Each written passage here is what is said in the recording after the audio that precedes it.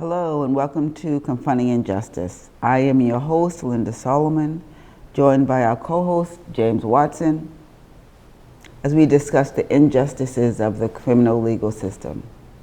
Today our guest is Stacey Borden. It's a pleasure to have you with us this morning. Thank you for having me. Absolutely. Stacey is, among other things, the founder and executive director of the New Beginnings Reentry Services. Mm-hmm. You are a licensed clinician. Yes. I know you wear many hats, so why don't we start by you just telling us a bit about who you are and how you became an abolitionist. Nice. I love that term. So, I mean, you know, besides being the founder and executive director of New Beginnings Reentry Services, foremost, I'm formerly incarcerated, and I come from Roxbury. You know, I'm a sibling of 12. Parents were married 65 years, dysfunctional, but, you know, when I look at my life, I'm like, they were kind of stable, fighting against injustices, racism, raising 12 children, trying to hold us all down. And my childhood trauma affected me bad that, you know, really led me into drug addiction, and drug addiction led me into the criminal legal system. Criminal legal system led me into the prison environment. And so for 30 years, I just funneled in and out. And it wasn't until 2010 that some of the women in Framingham really pulled me up, saved me, and guided me. And that was in 2008. And so I think I made a decision then with the accumulation of, you know, them helping me, guiding me into school, putting me into a job with the law library and really looking at revising revokes and helping women navigate back out. Mm-hmm. But they were coming back so fast, I didn't know what was happening. And then I went to court, and Judge Coffey out of Quincy humanized me. Just asked me, like, what's wrong with me? And I think that in that moment, I kind of felt human. I felt bizarre, because in court, that never happens, for a judge to talk to me without talking to the Commonwealth or the defense attorney. And so my brain just started being active. Manipulation on one side, my old behaviors kicked in, like I better talk to him and get out of this, or then the brain stepped in and said, no, it's time for you to grow up. Somebody's talking to you, respond. And then I just told him everything. I told him about the childhood trauma, my sexual assault as early as I can remember at 7, and then a rape at 19. And my drug addiction has started way beyond maybe 11 or 12. Really? And so then flood just came, just... The flood, I like it, because I just was crying and mucus coming out my nose, and then he asked me that magic question, what do I want? And I'm like, a judge is asking me, what do I want? Interesting. Yeah, Wow, that's extraordinary. That was extraordinary. Judge Coffey, never. And I was 47, James. Wow. I have been going in and out of Framingham since 17. Or my first bout with an arrest was Boston, you know, D4, and then in Androscoggin County Jail, I did like 7 months at 17, 18. Wow. And then my trauma started. My mother tried to send me to Atlanta to get some help, and I was stable for a minute, but my trauma just kept returning. Addiction just progressed until I just ended up back in Boston in 91 and in and out of Framingham. My first sentence was 1994. And I just couldn't maintain sobriety. I just couldn't, I didn't know trauma. I mean, you know, mental health was a stigma. Yeah. Who wanted to talk about it? And not counting, you know, what's surrounding us.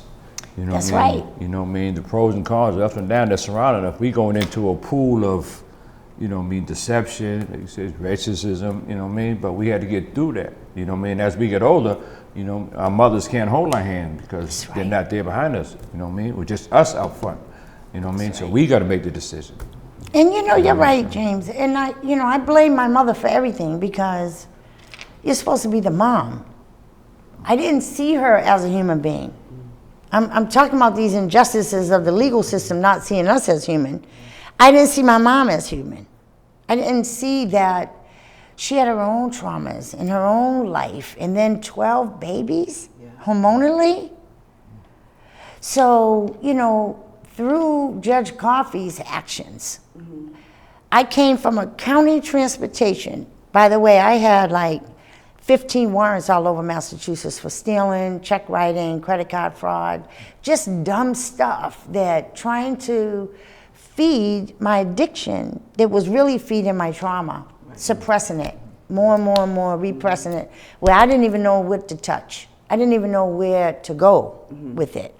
We know that the prison environment isn't a solution. Absolutely not. There's no healing in that. It's further trauma.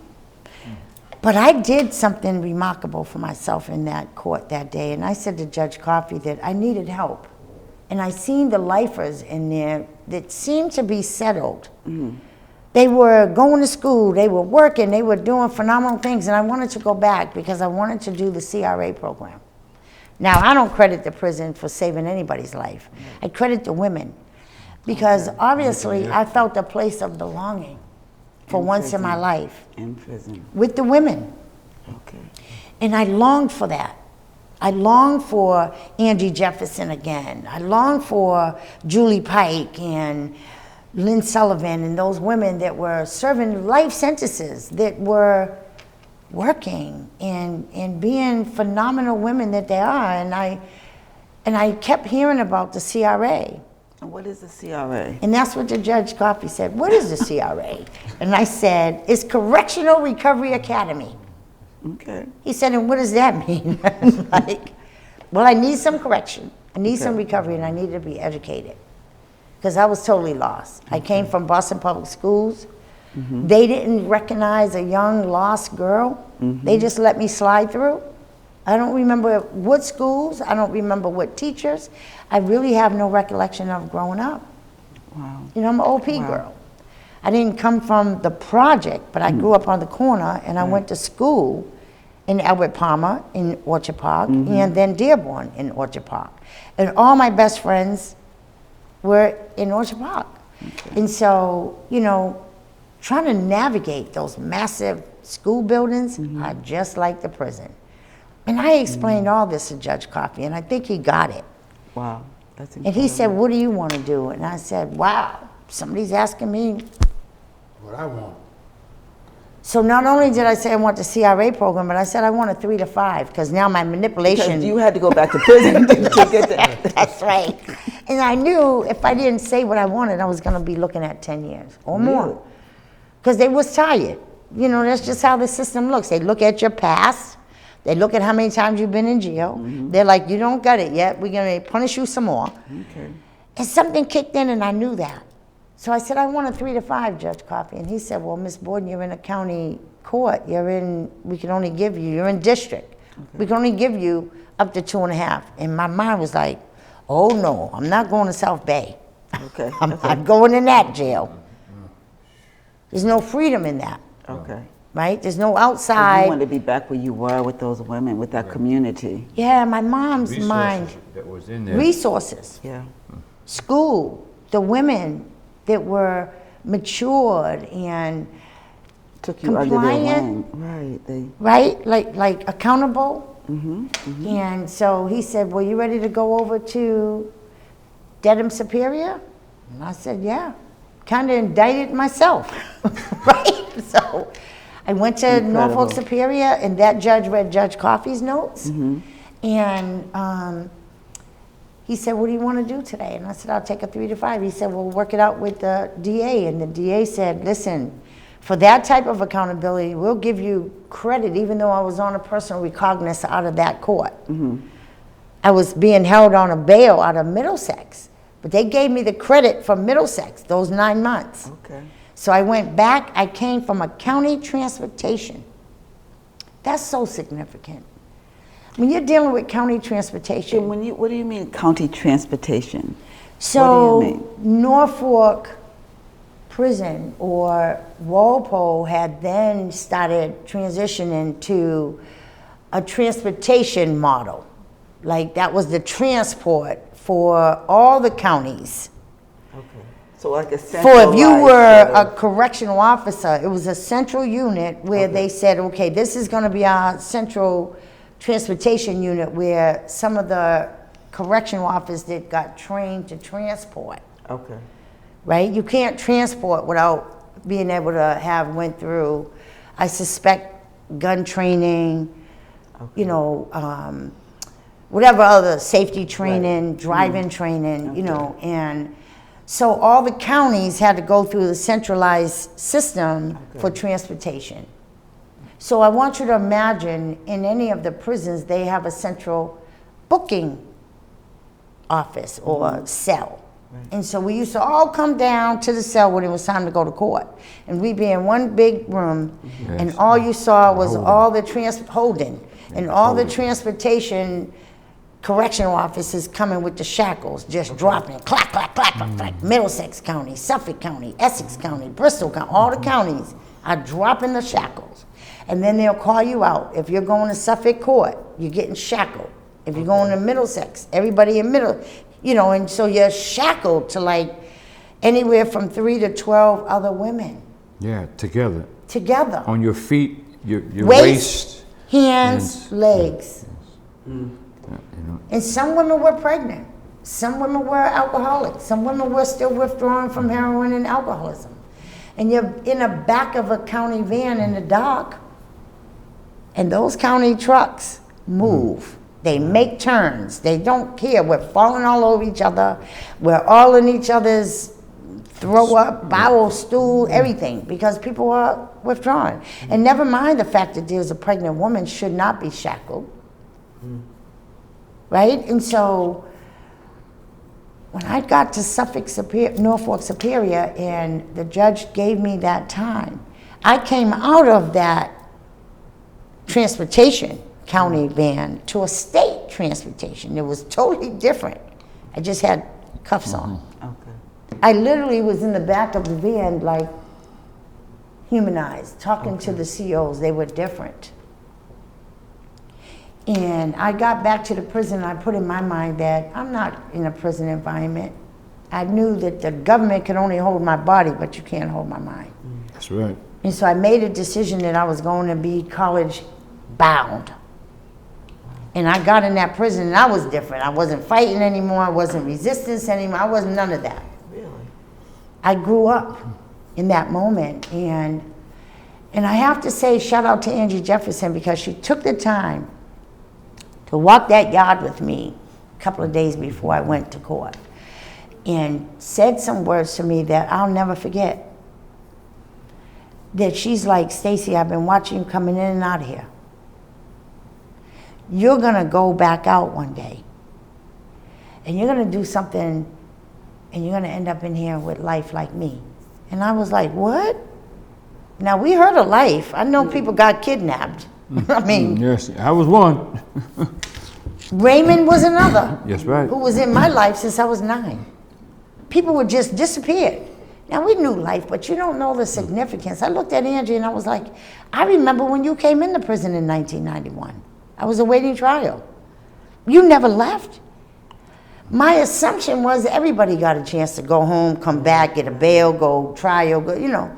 No, she never left in 30 years. And this is the Angie that we know. Angie Jefferson. And Angie was one of them that I admired because I saw her go to school. She would run groups. She would do exercise groups. She would, she was applying herself. And she minded her business, just walking. And she walked that yard with me that day. Now, we'd speak, but I didn't know her. Okay. But she took that time. And that for me was like, what? Then she told me her story. And I said, oh, this is unacceptable. Now I'm working in a law library. Now I need to look some stuff up. She's got an unconstitutional issue. On top of it, a racist issue. On top of it, separation issue from your children. Like so many things went through me. And from there, the next week, Kimia Faust walked in my cell. And she came in an all-white uniform, but it was like dingy, and she was drooling. And I knew in order to be on a compound with lifers, with sentenced people, because there's two parts of the prison. Either you're in Smith Building, that is like New Line, awaiting trial units, or CCU, the max, right? The whole. In order to come from there to here, you would have had to been in the prison at least 90 days. So I know you wasn't holding no drugs that long. And my mind went right to pharmaceutical. This is what I'm saying. When you get an awakening, all kind of stuff you start seeing things. And then I said, wow, she must be on pharmaceutical drugs. And then it hit me. Oh, no wonder there's a line at the med line that's out the door. It might take 3 hours for people to get their meds. That's how long the lines are. Yeah, Norfolk, same flavor. Like, Same what are we flavor. doing in here? No wonder everybody's walking around. I was in the dock so long. I looked at her and I was like, are you all right, sis? She was only 29. Came in with a 19 to 20 sentence manslaughter. Couldn't read because she had glaucoma, sitting and waiting trial in South Bay for 2 years. Developed diabetes, high blood pressure, glaucoma. I'm like, let me see these meds. Now, I'm not a doctor, but I started reading. I was like, while I was at work looking up stuff, and I'm like, this is not good. So for 2.5 years, I was in that cell. Kimmy had taught me how to laugh. She taught me how to, I joke about dancing. I couldn't be me. I didn't know how to enjoy life. I didn't know how to dance. I didn't know how to let people see who I was. I was in that trauma. And she would say words, and I would look up, and I'm like, what does that word mean, Kimmy? And she would teach me. The same woman who was drooling, who was over-medicated. Same woman, because then we started getting her off of those meds. Okay. So it took 2.5 years, then I ended up going to the hole, we separated, and then I was wrapping my sentence, and I didn't forget her in Angie's story, and I didn't know how to leave the prison. I used to always wonder why women wasn't leaving. Like, y'all, we're in jail, get out of here. But in that moment, I understood, how am I leaving my sisters behind? So I ran around where they're calling me over the bullhorn, Stacey Borden to admissions, and I was like, okay, y'all, this is what I'm gonna do. I'm not gonna forget. I'm gonna get out, and I'm gonna do my best to get educated, continue my education, and open up a program and come back and fight for y'all. I'm coming back to get you. And that's all I thought about. I got out, I had probation and parole. Both was better than I had the last time. I had a PO from Suffolk Superior who is now chief of probation, Carmen. I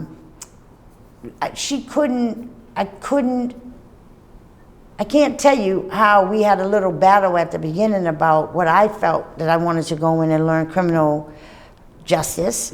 And she felt with my record, you wasn't gonna be able to, and I said, don't do that. Don't do that. You all do that to us all the time. We come out, you don't believe us, you tell me all these barriers. Like, I need some support here. My dad worked in that court 20 some odd years as a court officer. Then she got pregnant, and then I had the worst. And I made a decision that I was gonna file a motion to get off of this probation. What am I paying $65 a month for? I'm on SSI. I'm trying to go to college. I'm taking care of my ailing parents because now both parents had terminal illnesses. And I had to adjust, like, what? Before I go get high again, I need to really apply myself with these two wonderful creatures who supported me all my life. Through all of your incarceration? All of it. All of my arrests, all of my outbursts, all of my daddy sectioning me, all of my mom saying leave her in jail, my mom saying don't leave her in jail, all that stuff. And I just said, you know what? I had to talk to my PO, Carmen, and my PO, parole, Kevin, and I just let him know what was up. And Carmen turned it around. Before she went on maternity leave, she let me do my urines on the weekend and let me take care of my parents. And so for that 1 year, I stayed doing my NA meetings, going to groups, doing what I had to do. excuse me, and then my dad passed away December 18th, 2010. I had just came home that March. And it was the most extraordinary experience I ever endured. I thought I'd kill myself if he left. But I made a promise to him that I was going to go to school and be like him. Really? You see, my dad was a recovering alcoholic. And he too had the journey of going into room 5, City Hospital, checking in. By the time he came out, he went to college, Antioch University, got a master's. Then he went to Rutgers University on the weekends, New Jersey, and got his license in drug abuse, alcoholism, and opened up Roxbury Detox, which is now DIMIC. Really? That's my dad, What? George Borden. Yes. Wow. Now, I didn't realize all that. I knew all You were that. busy. Doing what you do. When I went to Doing what Cambridge your father College, directed that's you right. to do. When he passed away, I said, I'm going to college. When I went to Cambridge College, I opened the door, they let me in and said, we're gonna give you a shot. When they opened the door again, I seen Antioch University plaque, and I said, oh, my dad went to that college. They said, oh, that's us. We changed the name. I'm like, look at that, Dad, you still got me. Right? I mean, Incredible. the spiritual realm, the journey is just amazing. When you can really see your life, it's time to like buckle down and take that journey and stick to your belief system. Yeah. And I haven't wavered. I had to go back and look at my mom and like, okay, who's gonna take care of this lady after having this man of 65 years? I said, oh, Stace, it's time to heal. My mom never knew or could say, I love you. She would say, love ya. I remember being in Framingham screaming like, why don't you just say it? Daddy says it all the time. What does love ya mean? Stop saying that to me. And so 4 months, I slept with her, and each night we talked, and each night, by the time we got closer in that king-size bed, she said, Stacey, I love you. I was like, what? You finally said it? I was 50, right? And 3 days later, which would have been, this was April 9th, she said it, or April 7th, she said it, then April 10th would have been their 66th anniversary. She didn't want to get up. April 11th, she started fading out. She had congestive heart failure. The medicine was killing her kidney. She was 85, couldn't be on dialysis. And by then she was ready.